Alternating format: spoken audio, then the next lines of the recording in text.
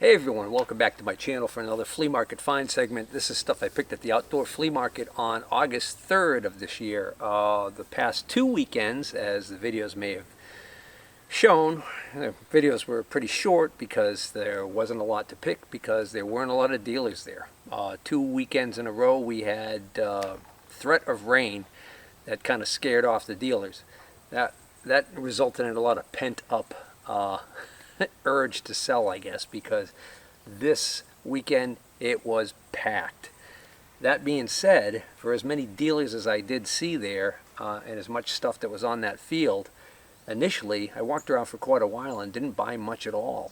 And then it wasn't until a little bit later on in the morning that I actually bought quite a few items, was able to put together some deals.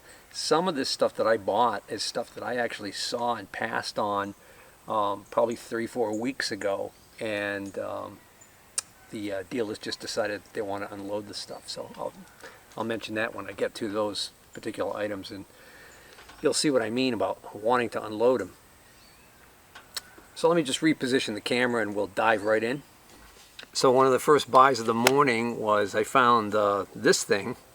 It's called a probator. P-R-O-B-A-T-O-R. Somebody had a price of $15 on here. I think that's pretty old though. And there's a little sticker on the side here that says Herman H. Sticht, S-T-I-C-H-T Company of New York, New York. So that's probably the distributor who was importing it. And there it is. It's the probator.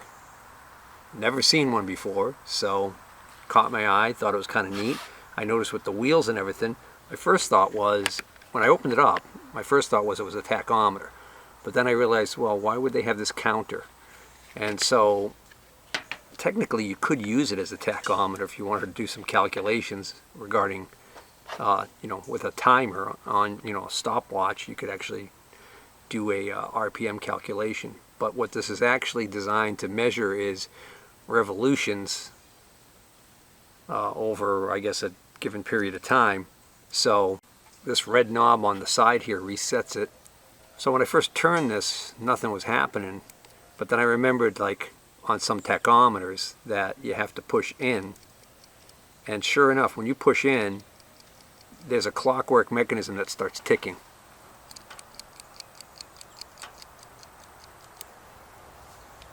So if I push this in and I turn it, it actually is rotating the dial and turning the turning over the odometer, so to speak.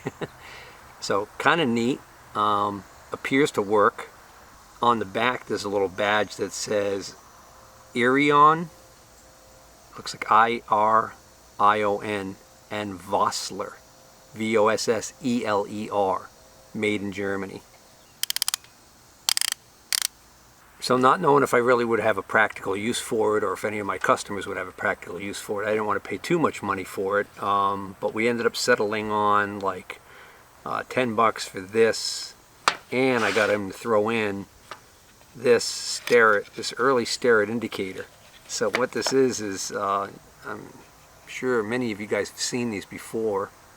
I don't remember what the stare-it nomenclature number is for these. Oh, it's a 564. It's right on here, and there's a patent number on here, so it's on an original stare-it hold bar here too. This is to be clamped in like a height gauge, or you could clamp it in your tool post of a lathe. But I've seen these before. I've had these before where the body here part is chromed, and the chrome's in bad shape. This one's actually got a satin chrome finish. So I'll give you a little bit better look at this thing. So kind of a neat version of this type of indicator.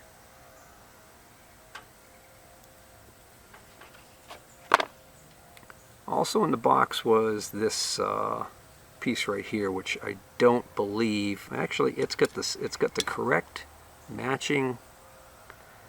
Okay, so this is another accessory that's going to let you basically take this off of the bar here and put it onto one of these two holes here. So it sticks a little bit, is the only issue with this. The other neat feature about this little indicator is that you can just rotate the whole nose here and it'll still work. So you can flip it over in the other direction. Again, like I said, it's sticking, so not quite working right. But somebody might want to clean that up and lubricate it. Another guy I see there occasionally who now knows that I'm looking for machinist tools, he brought some stuff this week. Unfortunately, what he brought a lot of old Federal height gauges, the style that are actually more like comparator stands is what I meant to say, not height gauges. They're like comparator stands with old Federal indicators on them, really old inspection equipment. I've got several of those now and pretty much nobody wants them. They're a hard sell. But what he did have was he had a whole box full of new old stock inserts. He had a bunch of boxes of small inserts. And he said those were $5 a box, and then these larger ones were $15 a box. Well, these are Stelram. They're CNMG 1906, and then it says CNMG 643A. Now, the CNMG is the style of insert. So these are carbide, solid carbide, coated with something, who knows what, to make them this pretty gold color. On the off chance that somebody I know might need these, or that I have an old holder that will actually use these, I decided to take a chance on them. But I told him, I said, I tell you what I'd be interested in doing is, if you wanted to come down to $5 a box, I'd take 4 boxes. And he agreed to that. And then I explained to him that I said, well, if I have success selling these, I'll probably be back next week to buy the rest of them. So if you see me featuring more of these in an upcoming video, then you know that, well, for one thing, he still had them when I went back, and for another thing, I was able to sell these and make it worth my while to buy more. One of my regulars had this one lowly little screw jack there, and I said, I'll give you $5 for it. So I bought that for $5. It's rusty, it's not that great. Actually, the screw is locked up on it, so that's going to need a little bit of PB blaster maybe or whatever, but I actually have another one of these right now that's an odd ball, so I can make a pair out of them. Well, that one's kind of rough, but what the heck. So I hadn't bought one of these in a while, and normally I don't get too much money for these. I see these badged General and also like this one, Craftsman, and they're all the same. This is what they look like. So this is a drill sharpening attachment. So you would mount this on your table of your pedestal grinder or bench grinder, you know, and you would use this to precisely be able to control, fairly precisely be able to control the angle of attack for you to sharpen your drill bits. You can actually see this little picture there. It kind of shows it in action. I've had these in the past and I've sold them. Typically I don't get like more than 15 or 20 bucks for them, so I didn't want to give too much for this one, but I saw this Starrett 0 to 3 inch depth micrometer. It's an older one, and I saw this at his table. It's a 440, and I didn't pay it much mind, and I didn't even notice that he had a price of 10 bucks on this, which is kind of funny because he wrote it on the inside here. I didn't even see that, and I said, well, what do you want for that old depth mic? And he said 10 bucks. So I said, all right, I'll take it for 10. And the reason why I think it's funny that he had this price on the inside of the lid here of 10 bucks and I didn't notice it is because when I asked him how much it was, he said 10 bucks. So he really wasn't coming down off his asking price. I just thought maybe he was throwing me a really low price so I would bite. Then I saw this and I said, how about 15 for these two? And he said, sure. One of the other regulars, he didn't really have too much for machine stuff. I kind of joked with him about these clamps, but I just bought some of these clamps from him not that long ago. And it seems like I bought all the ones he had. And then it seems like every time he comes back, he's got a couple more. I said, what, are you growing these things? It seems like I buy the last ones you have, and then you have a couple more. I said, how about $5 for these too? And he said, yeah, go ahead. He probably wanted $5 a piece for these if I had, you know, asked him how much he wanted for them. But they're no name. But that's kind of a decent clamp. Got a little bit of surface rust on it. And then he had seen that I had picked up this vise. I think he had told me what he wanted for a price initially, and I had passed on it. And then I think he said, how about $7? So I was like, all right, $7, you're pretty much forcing me to buy it. It's cast metal, so it's kind of a cheap quality, but it's not broken. You know, it's still in excellent shape. So on the bottom of the vise, it actually is marked 3-inch drill vise, model 103. But I don't see a maker's name on it, so I just, for the heck of it, I Googled that, and lo and behold, I found one on eBay. Now this is kind of hilarious to me. This is a 3-inch Dunlap aluminum drill press vise. And this person is asking $145 for it. Now they are willing to ship it for free, so that's mighty nice of them. But yeah, I don't think so. And here's somebody selling the same vise, only in much rougher shape with a rusty screw for $15. And then here's one in the middle of the road, $40. What we really care about is what did they sell for. A nice clean one like this recently sold for $25 with $10 shipping. So that's a good deal. Normally I don't buy Snap-on tools. One of the regulars that I go to all the time, I asked him if he had anything for me because he knows I get Machinist tools, and he says no. But then he mentioned to me he did have this little 1/4-inch Snap-on ratchet, and he hadn't gotten to it yet, digging it out. So I told him, I said, all right, well, I'll be back, take a look at that. And when I came back, he had just put it out, so it's fortunate that I snagged it when I did. But it's a funny little sucker. So note the unusual handle on it. So he had $15 on this, and he actually ended up selling it to me for $13. I already looked this up. I believe this is a Snap-on MV70, I think was the model number. Got this unusual handle and this unusual finish. It almost looks like it was sandblasted, but I looked at others online and they all look the same way. So I guess that's the way this thing was born. Anyways, this is worth about $40 on average on eBay, $30 to $40. So kind of a neat little Snap-on ratchet. All right, another trip to the flea market where I come away with yet another CB radio. Yes, this is a CB radio. Some of you guys who know CB radios might even be thinking, what the heck is that thing? But no, it's a really early CB radio. It's a Viking. This is a Viking Messenger. But they did different variations of these messengers over the years, I'm pretty sure. So this is a really early CB radio, and the way this works is you've got a switch here that lets you select different crystals. So you've only got 5 banks inside here that you put the crystals in, and so you basically can only have 5 channels.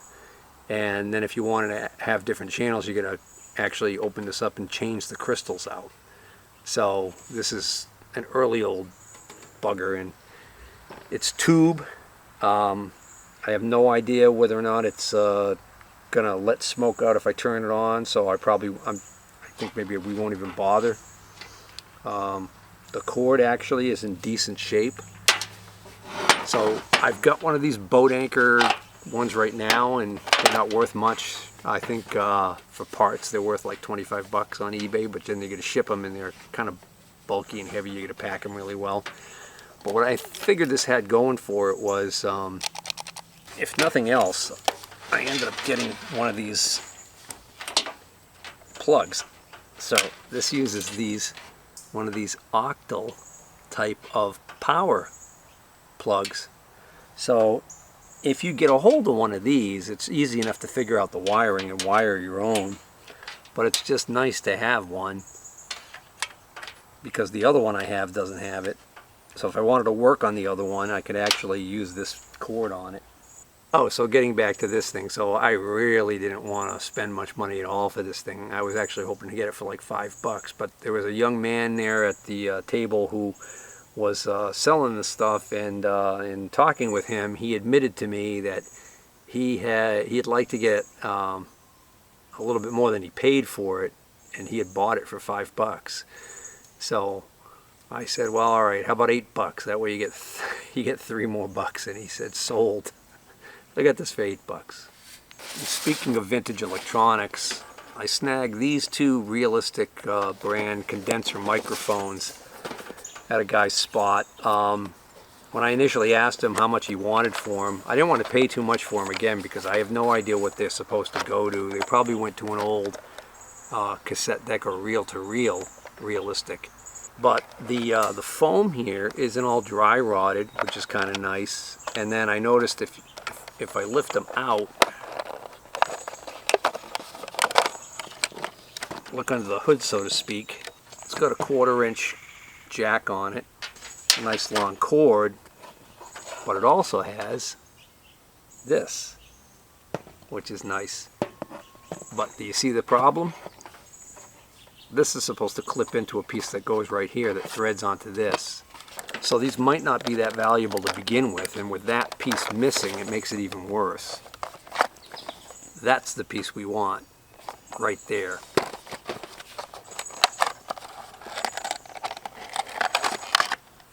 The good news is this one's complete. It's also got the base piece. So I asked the guy how much he wanted for the microphones, and I think he wanted $10 a piece. And I was like, oh, and I kind of lost interest. And he says, well, you know, you tell me. And I told him, I said, well, honestly, I didn't want to pay more than $2 or $3 a piece for them. And he said, I'll take $3 a piece for them. So I got these 2 for $6. So one of the regulars I buy from, initially he told me he didn't have anything for me, and I was like, oh, surprised. I hadn't seen him in a couple of weeks because he didn't bother coming out on those days where there was a threat of rain. Anyways, later on, I was going by, and he said, oh, he forgot that he had this Starrett piece. And I was like, oh, what is it, a dial caliper? But he was talking it down that it wasn't very good, and he said, oh, it's electronic, I think he called it a micrometer. So when he opened it up initially, I immediately saw it was an old Starrett digital caliper. And the problem with these digital calipers, especially the oldest Starrett ones, or Brown and Sharp ones for that matter, is if they're not working, they can't be repaired. So 90% of the time, they're not working when you find them, and you hope it's just replacement of the battery is going to solve the issue. But I've got one down there right now in my workshop that is newer and better looking than this. I don't know if it's newer, but it's definitely better looking. This has got this weird clear housing, so you can see the circuitry inside, like as if somebody thought that was cool, right? Well, what it does have going for it though is it has the number 722D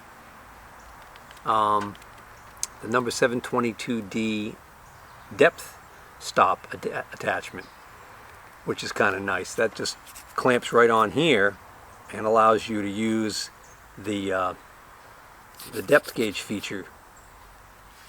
In other words, in case you don't realize it, when you have lots of times when you have dial calipers like these, when you open them up, this rod sticks out at the end. This is actually for doing depth measurements from this edge. What I'm not sure about is whether or not this, so the 120D is this attachment for use on the Starrett 120 dial caliper. This is a 722D because it's for use on this 722. So I don't know if the width of the beam is different on these. Because this is a nice handy attachment that's hard to find for the 120s. But if I can't use that on a 120, it might, and this is junk, then I might not have, I might have wished that I didn't go. I bought this for $15 because to me it was worth $15 because it had this attachment. It has a nice case which I can use on, I have some dial 120s that will fit in here no problem. Actually maybe they won't.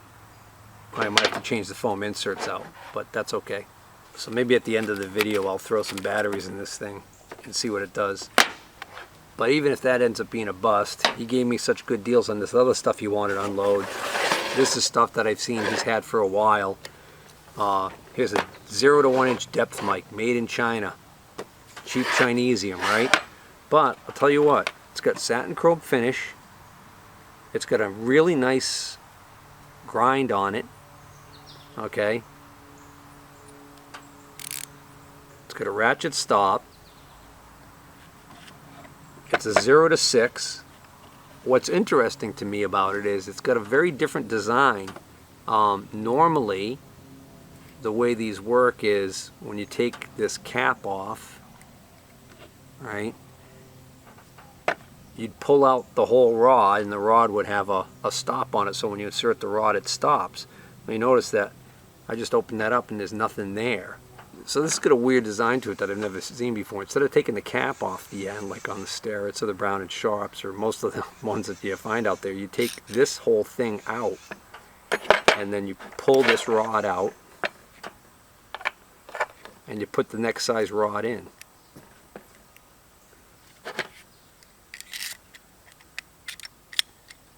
And even though it's a cheap Chinese job, somebody bothered to send it out and have it calibrated so they could use it at work. So I mean, I got this for $5, so I really can't complain. You also had this old Craftsman inside micrometer here. It's got a little bit of surface rust on some of the rods. It's got a nice long handle for, so these handles are so you can thread into these holes on the side here and then reach down into a bore with the thing. The other thing it's got going for it, which is kind of neat, is, so that's the short one that goes in here, it's got this 1/2 inch or 500 thou sleeve, so that gives you range.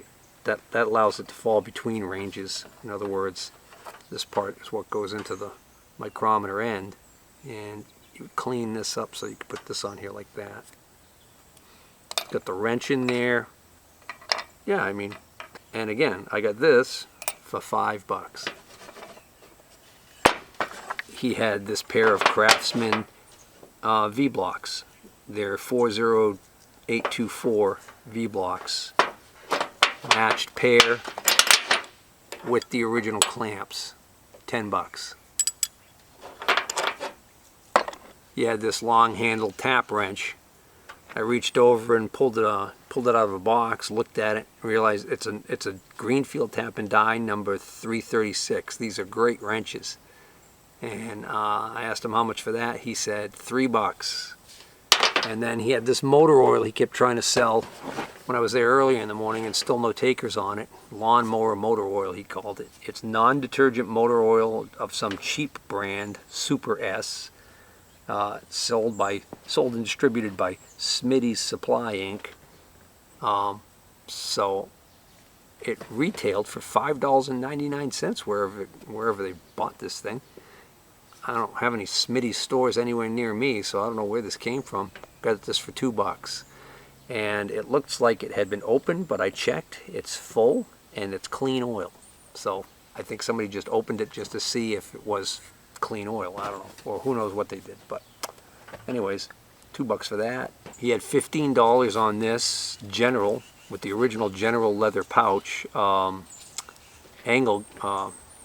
drill angle gauge. So this can be a protractor, a center finder, a square, a circle divider, and a drill point gauge all in one. So it does all of those things, and it's got a little chart on the back to tell you how it does all those things. I've had these before. They're not tremendously valuable, which is why he couldn't get anybody to buy it from him, and all the time he's had it, because he had $15 on it. This he threw in for free. He had this old Jaeger tachometer sitting there. Got this for $5. These Jaeger tachometers, I believe, are Swiss made and were typically imported by some company in New York. On the back it says Jaeger Watch Company Incorporated USA. So maybe this was not made in Switzerland like the other ones I've had. So it's a little hard to rotate, which concerns me a little bit. You'll notice that when I'm rotating it, you can see it's moving. It's got again one of these clockwork mechanisms in it. So the way these work is you actually hold this button in and you put this against whatever is rotating, and then when you release this, it will start counting. So right now it's winding up that mechanism in there, and then the idea would be you would release this and you can hear it counting. It'll count down and then it'll stop. So now you notice that even though I'm still rotating it, the needle stopped, because the needle stopped after that many seconds that the thing counted down. And then it's got a secondary dial to increase its range. So kind of a neat old tachometer with the instructions for $5. I pretty much avoid buying drop indicators unless there's something really interesting about them, or they're just really cheap and like, you know, great shaped sterets or something like that, long travel or whatever. This one here, the box says Cameron Precision Engineering. That's not what's in here though, because this is 0.001 inch. It said $30 on it. But what's in here is an old Ames indicator, which again, I usually can't get much for these, but this one caught my eye because it is a tenths indicator. You can actually see that it is 0.0001. It's got that extra decimal point, which makes it kind of cool. It doesn't return on its own really well, see? So it's kind of sticky, but that's normal with age. The chrome is actually not in that bad a shape on it. And again, wouldn't have really bothered, but I just like the fact that it's a tenths indicator. And the other thing I thought was kind of cool is it has not one, but it has two secondary dials. So I don't know if you noticed that when I first showed it, but it's got two secondary dials. So for every so many revolutions of the main hand, that black secondary dial will move to one division, and then after several, and for every full revolution of the black hand, the secondary red dial will move one division. $5. And then he had one of these general drill point drill grinding gauge attachments. Okay, so same exact thing as the Craftsman. What's nice is this one's got the instruction booklet with it. It's in excellent shape. And this was also $5. So I hadn't got one of these in a while, and in one show I buy two of them. And he had this depth micrometer. This is a Mitutoyo 129-128 0 to 6 inch. And it's got the typical problem with the foam. This is all crumbly and dry and falling apart. Then the foam sticks and keeps moisture up against here, and you get a little bit of corrosion on the rods. So this needs some cleaning up. But what it's got going for it is that it is... I got a large tree falling down behind me. Interesting. All right, well that's the tree that's fallen down. Let's go get a closer look. I had no idea that tree was even damaged. It's not one of the pines either. That is a good-sized oak tree. Huh. I wonder if it's one of these deals where it was rotten on the inside and didn't look that bad on the outside. But look at that sucker. That's a good-sized tree. Just give you an idea of the size of the trunk here. Oh, oh, oh, oh. Run away! Run away! Run away! Run away! Run away! Let's see if we can't get a look at the back side of it here. Geez, every time I think I'm about to risk running underneath it, I hear another creak or something up there. Actually, I think there's squirrels literally running around in this tree. I wonder if there was a squirrel nest up in this tree, and if they're in panic mode and figuring out, whoa, whoa, what's going on? Oh, oh, more noises. Either that or the squirrel nest was in the pine tree that got hit. There we go. Yeah. That looks like, yeah, the whole backside of this tree's rotted. Ha! Judging by the holes there in the base, there's some critters or birds or something nesting in that thing where they were. Alrighty. I'd like to get a shot of it coming down, but I don't know, that could be in a minute, or that could be in hours. Anyways, It's got the nice satin chrome finish. This is actually in pretty decent shape. It's a made in Japan Metatoyo, which is nice. Got to make sure that the rod that's in there is not seized in there, and it's not, which is great. It's even got the micrometer wrenches in there with it. And yeah, $5. And the last item I bought from him was something we were just having a little conversation about, because I found it unusual. He thought this was a handle to go on the that you would use to take the metal inserts, the old cast iron inserts, out of the top of an old cast iron stove. And I said, yeah, but those usually have the, you know, it's not the S part that hooks into that to lift them up usually doesn't disconnect from this, I didn't think.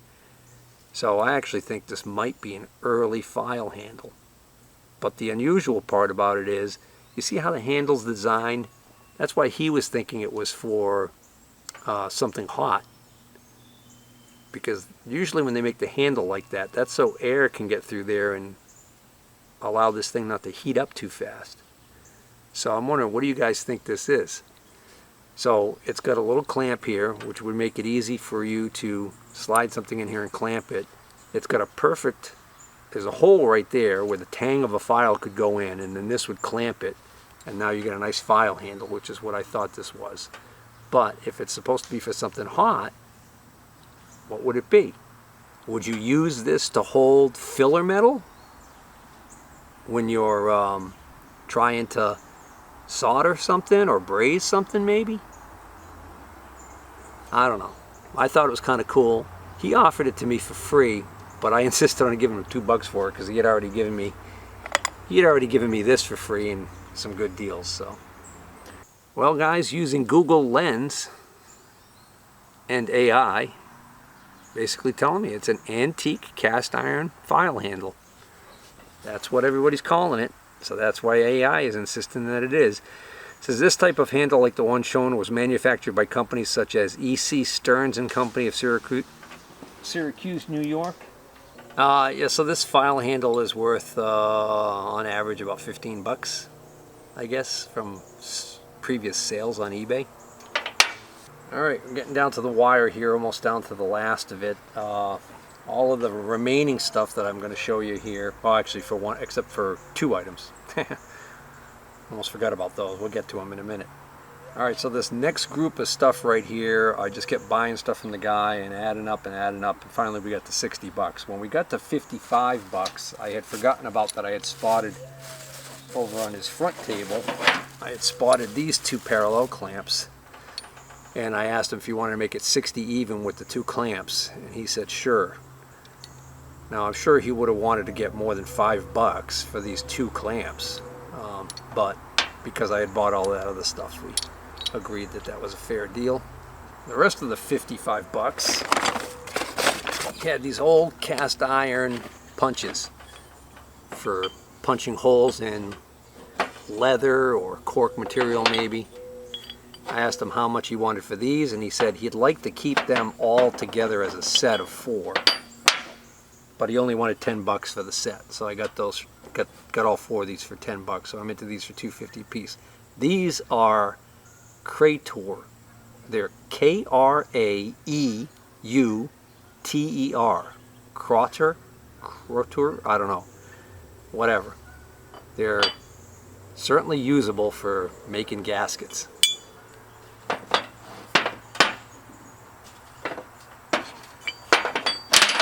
Then he had these sitting there.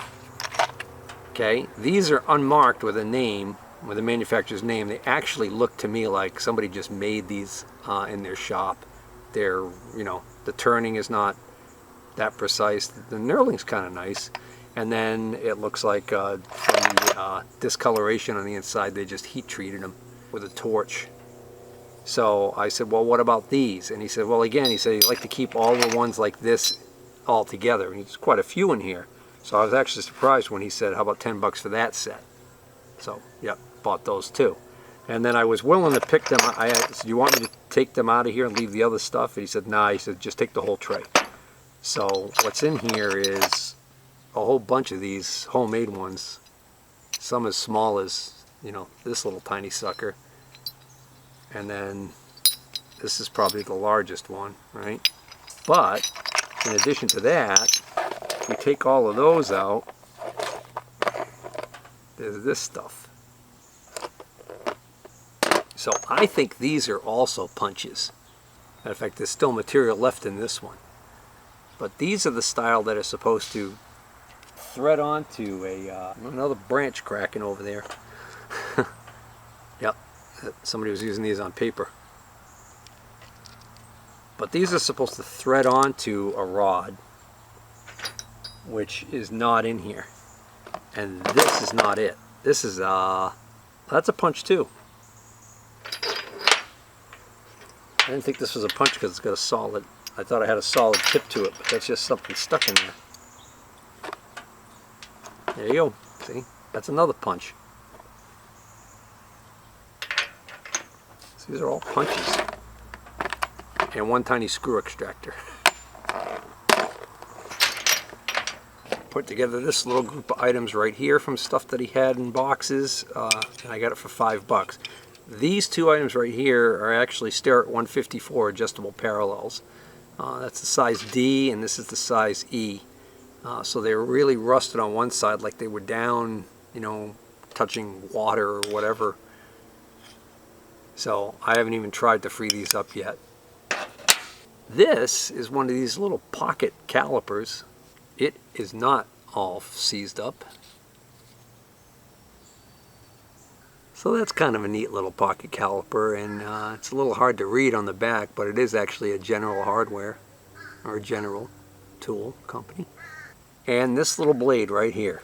Most people would find something like this and have no idea what it is and not even pay it any mind. And there's no name on it, so except somebody's initials. But I recognize that this is an accessory blade for a very small toolmaker's square, probably Brown and Sharp, possibly Starrett. And then for another 20, I got this little bucket of end mills, and most of them are resharpened, but most of them are solid carbides that have been resharpened, and possibly some new old stock stuff in here. Streaker mill. Carbide tool. So I counted them out. There's about 23 in there. So, but I mean, like, I think this has 2 drill bits in it. So, and the last item, which was $10 to make it the total of 60, is this Mitutoyo digital tachometer, which I've never seen before. Never seen this model before in my life. There appears to be no power on button or anything. It's got the accessories in there, the accessory wheels. I think by design, the way this works is you're probably supposed to just put it on whatever's spinning, press this button on the side, and it'll power up. The good news is I opened this up and the batteries were not left in here and allowed to leak all over the place, which is surprising because the batteries were left in here. But they actually don't look that old. So let's find out whether or not this thing works. So this is strange. First battery I tested at 1.5 volts, and I was like, well, that seems like a good battery. And then like the second one was 1.5, and I'm like, oh, these are brand new batteries. But then the third one I tested was 0.5 volts, completely dead. So these three all test like new batteries, 1.5 volts. Only one of the 4, which is kind of weird because you would expect these to be in series so that you would expect that they would all drain evenly. So maybe it was a defective battery. So let's see what happens if we put in 4 known good batteries. Hey, I press the button and all zeros come up.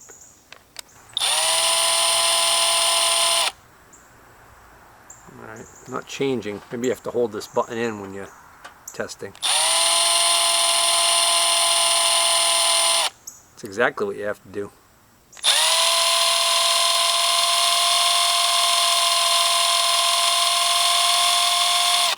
I think that's a working digital tachometer. Kind of cool. Gee, I wonder what these are worth. Well, two of them have sold on eBay recently. One of them sold for $35.50 plus shipping. The other one, person was asking $60 and they accepted a best offer. So, I don't know, I'd say 40 bucks is probably a fair price for that thing. Alright guys, two more items and we're going to call this a wrap. Before I show you these last two items, I just want to remind everybody, please hit that like button if you like these videos. It really helps my channel. If you're not already a subscriber, please consider subscribing and maybe even try sharing the video. This next item I kind of resented buying shortly after I purchased it. So this is a JVC dual cassette deck, stereo cassette deck, probably 1980s vintage. It probably doesn't work. What I was hoping would be that the electronics are all perfectly fine and it just needs like new belts and a cleaning. I haven't even tried doing anything with it yet. Some of this 80s audio stuff is starting to go up in value. This is kind of a not such a great name in home audio. I mean, it wasn't bottom of the barrel, but you know, it's not a Nakamichi Dragon. Although any of these cassette decks, when they get older, it's kind of risky buying them because you can have a lot of issues with them, that many of which are not solvable. I mean, that could be said about many different models and manufacturers. Over the years, they all had their share of disasters. For instance, I just learned that my beloved Onkyo M504 power amplifier that I bought many years ago, brand new, I was starting to have some issues with it last time I used it and decided to stop using it altogether rather than have a catastrophic failure occur. I just recently saw a video where a guy who deals with a lot of vintage hi-fi was talking about that model. Apparently this glue that they used on the PC board to affix many of the electrolytic capacitors has a tendency to become conductive with age. So you get all of these high resistance shorts that wreak all kinds of havoc with the bias circuits and protection circuit on those things. So you have to painstakingly go and scrape off all of that and clean it off, and it's a big job. It's very labor intensive, which is why he actually advised staying away from that particular model, even though it's probably one of the coolest amplifiers ever made. Anyways, I got this for 10 bucks, so we'll see. You know, maybe I'll never even get around to doing anything with it. Not that anybody probably cares, but it's a TD-W218. So this is a full auto-reversing cassette deck. Has a playback deck on one side and a play-record deck on the other side, so it could be used for dubbing from one cassette to another. It also has continuous operation, so it can auto-reverse from side A to side B on one cassette deck and then switch over to the other cassette deck. So you could put two pre-recorded cassettes in there and play all of them over and over again. Which I have to say is kind of a little bit of an upgrade from like the lower end models. They would only have a auto-reverse deck on one side. Now for the final item, which is pretty cool. Spotted this item first thing in the morning and inquired about it, and the guy wanted 40 bucks for it. And we talked about it, had a nice conversation, and then I said to him as I was walking away, I said, hey, if that's still here later in the day, you think you'd take 20 for it? He said, probably. I said, all right, I'm going to be walking around. I'll keep coming back. So the deal was, hey, if you can get more than 20 bucks for it, sell it. If you can't, when I come back later on, sell it to me for 20. And he agreed to that. I came back the first time. It was still pretty early, about 7:30. No dice. But then when I was getting ready to leave, it was almost 10 o'clock. And as soon as I walked up, he was talking to somebody. He stopped his conversation, turned to me, and he said, 20 bucks. Take it. And 20 bucks bought me this monster pipe wrench. This is a Walworth 48-inch antique pipe wrench. So the conversation I was having with the guy earlier in the morning about the thing was how he had retired from the trade. He had a bunch of other plumbing items there. And he said, yeah, he's absolutely got no use for it. And he said, really, nobody's going to want this thing other than for a wall hanger. And I told him, I said, oh, no, actually, I said, you know, I've got one of these 36-inch ones right now. And what it's handy for is if you've ever had a gland nut on a hydraulic cylinder that was just really badly stuck. You know, the average guy is not going to have a big giant wrench for those size nuts. So what do you turn to? You turn to a big old honking pipe wrench. And the bigger the gland nut, the bigger the wrench you're going to want. The other thing that's great about a lot of these older ones, like this particular one, and he agreed that this handle is conducive to allowing a piece of 1.5-inch iron pipe slide right over it and give you a whole nother level of torque. So anyways, alright, that's going to bring this video to a wrap. I hope you liked the video. If you did, again, hit that like button, please. If you're not already a subscriber, please consider subscribing. And until next time, take care.